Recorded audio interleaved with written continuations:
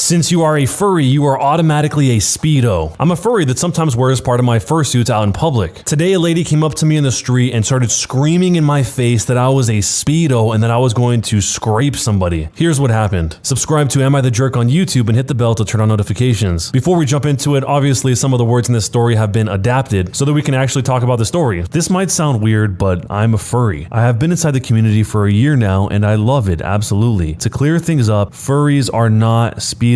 And there is a misunderstanding about that. Just to clear more things up, fortunately, some speedos have a weird thing for using their fursuits to do bad things to people and getting in their own suit, going out and doing bad things also. Now, the furry community is greatly misunderstood. So people think that we are scrapists or speedos. This, fortunately, is not the case. We are just a bunch of people sharing a hobby to draw our characters and wear them as suits. We like wearing the fursuits because of the fact that our confidence boosts up and we feel happy in them. Now, furries who go outside in their fursuit actually just do it for fun and love to cheer people up. I was doing this one day, walking with half of my suit, my head and my paws and tail, and going about on what I thought was a normal day. But woohoo, was I in for a treat. I was walking down to the coffee shop, which I love going to, as most of my friends go there to hang out. Then, out of nowhere, a wild, entitled mother walks down the sidewalk and notices me. Her face had a look of disgust, and she covered her kid's eyes and stopped to yell at me. You speedo, why are you wearing that suit? Are you gonna go scrape someone? Now, being inside a fursuit, especially wearing the head, it gets hard to hear people, but geez, this woman screams so loud, I could hear her maybe miles away, if that. Excuse me? You know what I'm talking about, you scrapist! You scrape the innocents, the little ones! I guess this woman must have been reading the news because on it, there were some bad reports of furries scraping each other. Sorry, I don't do that. Of course you do, you're wearing a suit that turns the victim on! Lady, I'm just trying to walk down to the coffee shop to meet my friends. I can't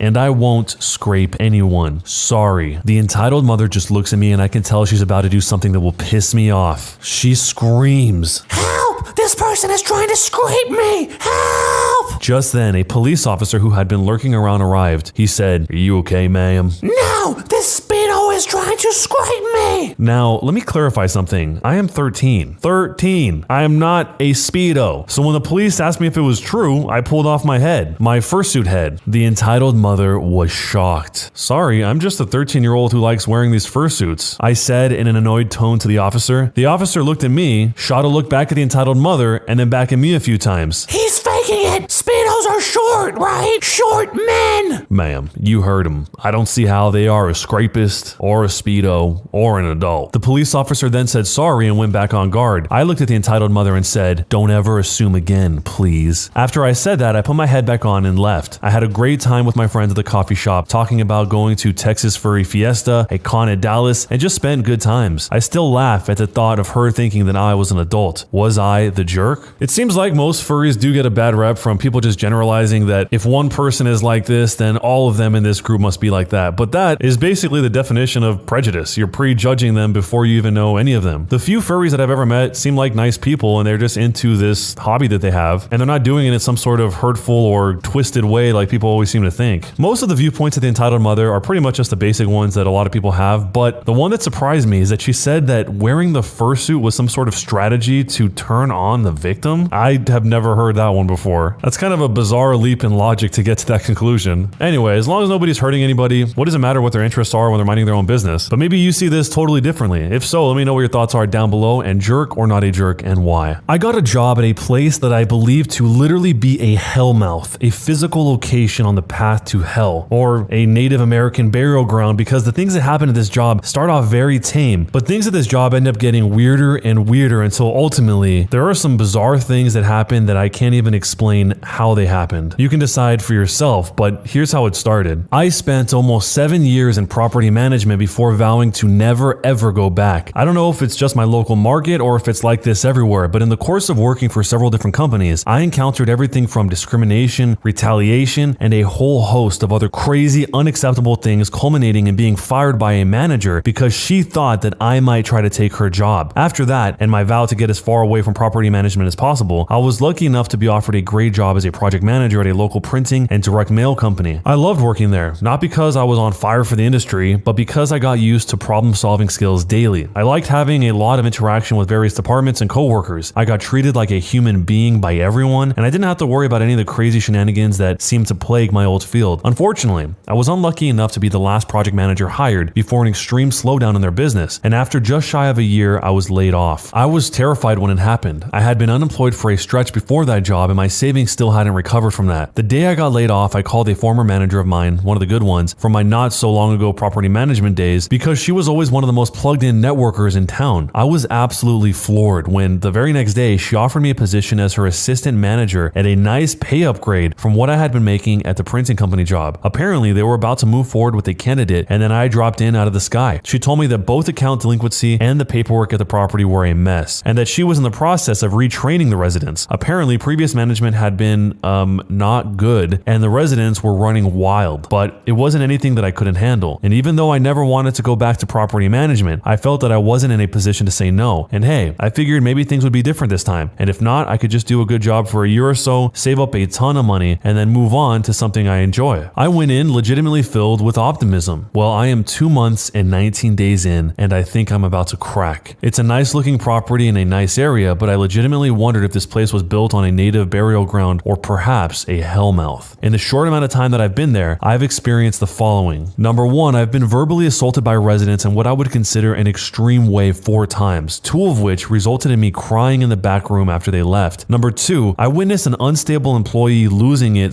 / dramatically quitting and then coming back 3 times in 1 hour. Number 3, I discovered an employee running a side car repair business all day, every day at work instead of actually doing work for the company. Number 4, I've been present when a dude high on meth and road rage followed my coworker onto property and spent an hour chasing maintenance employees with a bat and trying to break into our front office. This is one of 3 times we have had to call the police since I've started. Number 5, I had a resident I have never spoke to before walk into our office and then aggressively run up to my desk with no preamble and scream in my face that I am a bee from hell in a possessed sounding voice while throwing money orders for her late rent in my face. Number 6, I've been questioned in an extensive and vaguely threatening way by what turned out to be an unmedicated paranoid schizophrenic resident about whether or not I am of God before he left the office. Had a full meltdown and had to be handcuffed by the police and taken in for psychiatric observation. Number 7, been present for the hit and run of a maintenance man driving the company golf cart on property. He's okay. Number 8, had a non-resident family that was crashing our pool, refused to leave and instruct their children to poop in the pool after we asked them to go. Yes, they pooped. Number 9, discovered that a convicted murderer somehow got through our criminal screening process and now runs a large number of sketchy illegal occupants who may have something to do with a number of car break-ins and acts of vandalism that have recently occurred on property in and out of his apartment. All of that is in addition to 2 apartment fires, buildings being struck by lightning, a host of just plain weird natural phenomena, and everyone here acts like this is all very normal. But it seems like a lot for under 3 months. I've never worked anywhere that had a comparable volume of this sort of stuff happening. And as far as the rest of the job goes, well, I cleaned up the account delinquency pretty quickly and have largely done good things, but frankly, the training has been inadequate and I'm repeating being assigned numerous impossible tasks and deadlines, which I hate. I'm also extremely isolated as the front office only has 3 other employees, and there's this weird dynamic because I'm under the manager, but over the leasing consultants. Everyone is pleasant, but it's really stratified and doesn't seem like that will change. I'm very unhappy. It's so bad lately that I find myself increasingly freezing and being unable to complete simple, doable tasks, which isn't like me really. I have to give myself a pep talk to get in the car and go to work. Also a new, not normal thing for me. I obviously can't just bail, and a big part of me feels like a terrible person for wanting to head for the hills already when my manager just brought me on in good faith at a great salary. But the place itself is terrible and appears to be cursed, and I don't enjoy the work. I honestly don't think I can make it a full year. When is the soonest I can start applying for new jobs without looking like a total flake to prospective employers? How do I explain the reasons why I want to leave my current job to prospective employers in a way that is honest but doesn't make me sound like a melodramatic crazy person? Because if I stay, I'm pretty sure I will be murdered or possibly swallowed by a sinkhole that is inevitably going to drag this place to some netherworld or hell dimension. Also, I would like to be given projects that are challenging but not unrealistic. And finally, if I find a good non-property management job, how do I leave without upsetting my manager, who will almost definitely feel personally betrayed? I've worked with her before and I've seen her get touchy about things like this with her employees at other properties. The person before me left the place in shambles and she moved me into that slot because she knows that I am trustworthy and loyal. I know she's expecting me to be in it for the long haul. Here's an update from the Hellmouth. Many non-property management applications are now out and circulating in the wild, mostly for HR jobs. We've had to call the police twice since my letter was posted. First, $3,000 worth of equipment was stolen, then someone tore the doors off of a garage where our AC units are stored and sliced them up to steal the copper from them. While trying to have lunch outside this week, I've had on different days things thrown at me by a squirrel, been attacked by a yellow jacket while tiny jumping spiders simultaneously tried to jump onto me, and had a large bunch of random bugs that maybe were some sort of shield or stink bugs drop into my lap from out of nowhere. So yeah, it's basically more of the same. The newest work challenge are mistakes being made in the system for the month by me because the manager left out key steps when training me on how to do certain tasks last month. The manager, however, says that I should have known to go and do these. They never discussed, they were counterintuitive, and no way to know about them steps, and that I needed to be more careful because she can't carry my weight. I tried to address the no-ness of this with her, as well as the fact that many of the projects or the deadlines for them that are being assigned to me are actually impossible for anyone to complete. But the basic gist of her response was that I was just going to have to do better / be perfect and also be ready to take on more tasks. Additionally, she is doing things like telling me that I need to complete a set of tasks by end of day on the first of the month, which is also the date and time listed in the shared Outlook calendar appointment / reminder that she personally sent, and then telling me mid-morning the day before that the tasks should have been finished no later than that same morning and that I had been aware of that.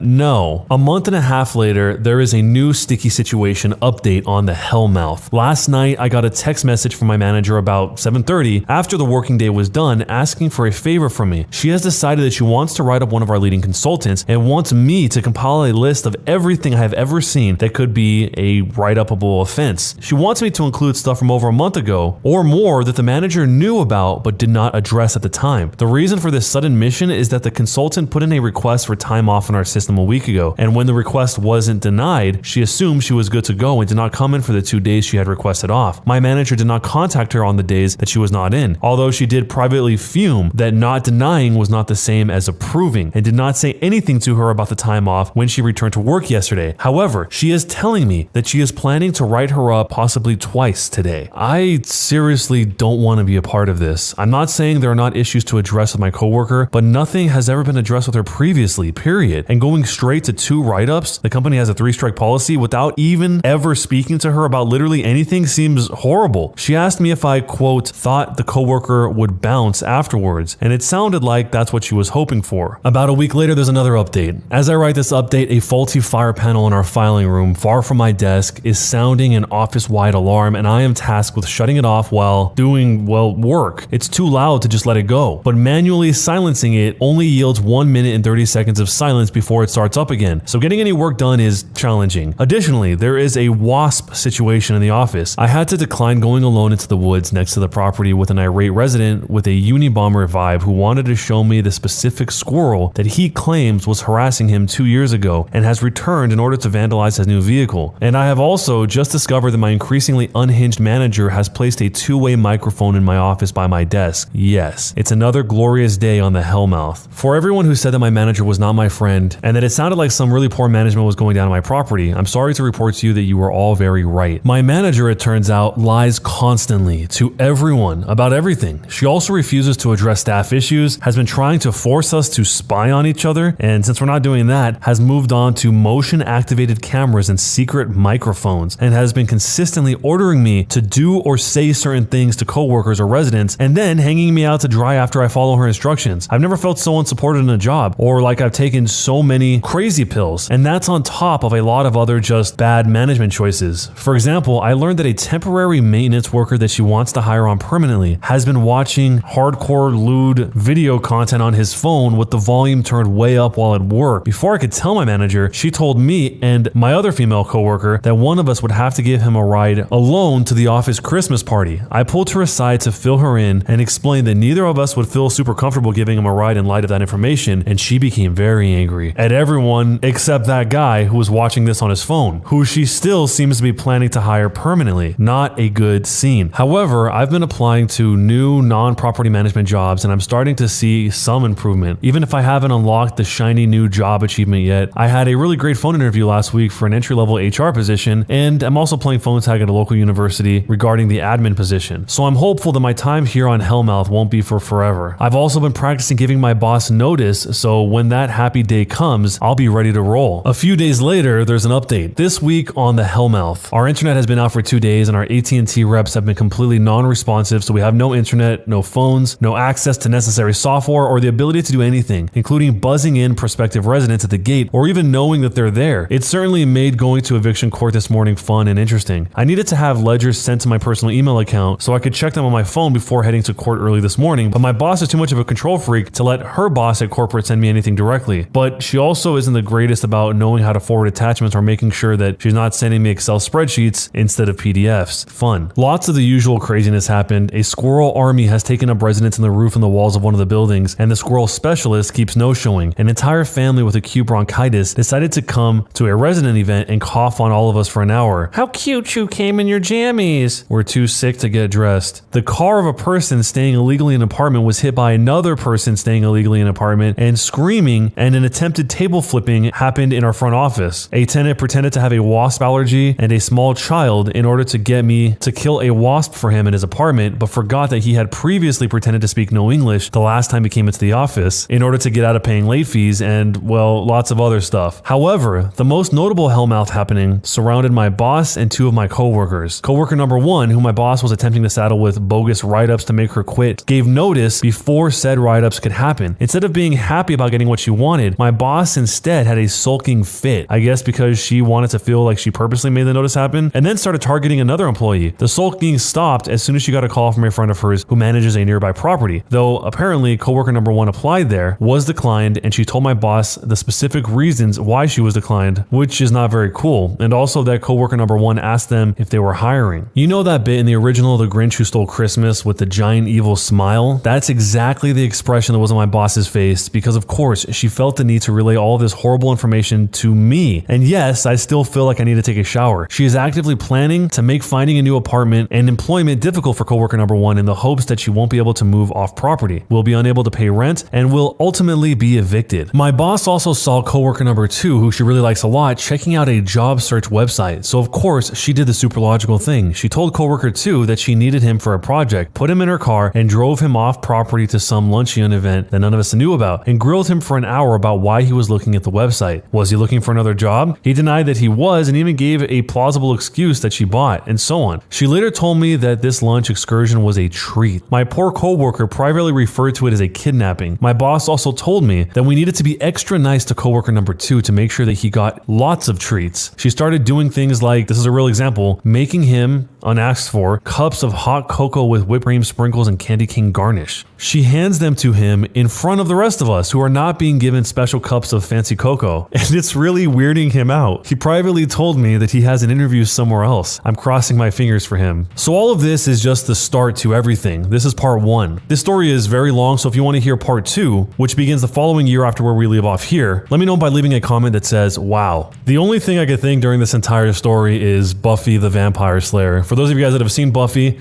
she and her friends are also living on a hellmouth. So I kept waiting for some vampires or demons to pop out, but maybe that's in the future. The manager here, her friend, obviously knew that there was something weird about this place, and that's probably the reason why she was able to hire her so quickly and pay her more than the OP was even expecting here. And now the OP, the original poster, feels socially bound to stay in this job that only keeps getting worse and worse and worse. I mean, the number of things that they explain that have happened here, it almost sounds like somebody's orchestrating this whole thing. But obviously there are elements of this that can't be orchestrated, like with the squirrels. But it just seems like the more that she learns about this manager, the worse it is too. The fact that she put a 2-way microphone in her office by her desk, so that I guess she can listen to the original poster here whenever she wants. At first it sounded like the manager was just under a lot of pressure from all these different problems happening, but the fact that she's specifically trying to sabotage one of the coworkers by writing them up twice, and then she gets what she wanted without even having to do that, and she's upset about it, makes me think that there's obviously something up with the manager herself. What that is, I don't know, but I don't think it's a coincidence that all this weird stuff is happening without any influence whatsoever from the manager. But let me know what your guys' theories are down below, and if she were to leave this job that she made a commitment to, would she be the jerk or not? When you subscribe, make sure to hit the bell to turn on notifications. To finish listening to all the stories in this series, use the playlist at the top of the description, and next time you live stream, use the cream of the crop music. Search for Cream of the Stream on Spotify or whatever music platform you use for copyright-free music to use for your stream. It's free, Cream of the Stream. Either way, thanks a lot for listening. I'll see you guys next time.